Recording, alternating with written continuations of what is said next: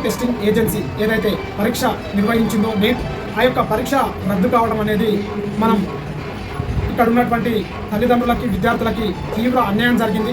సంవత్సరం కొద్ది విద్యార్థులు అక్కడ చదివితే ఆ యొక్క విద్యార్థులు పోటీ పరీక్షకి ప్రిపేర్ అయితే ఇక్కడ ఉన్నటువంటి ఎన్టీఏ నెగ్లిజెన్స్ వల్ల వారు సరైన పద్ధతిలో ఆ యొక్క ఎగ్జామ్ని కండక్ట్ చేయాలి.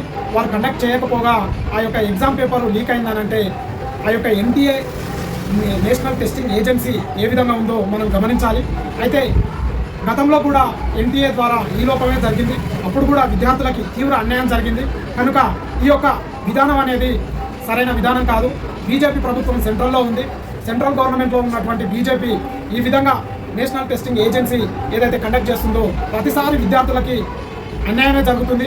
వారు రాసొచ్చిన మరుసటి రోజు ఆ తర్వాత రోజే పేపర్ లీక్ అయిందని వార్తలు రావడం, మళ్ళీ యథావిధిగా ఆ యొక్క పేపర్ని రద్దు చేయడం, రద్దు చేసిన తర్వాత మేము పునరాలోచించి మళ్ళీ మీకు ఒక రోజు డేటును కేటాయిస్తామని చెప్పడం జరుగుతుంది.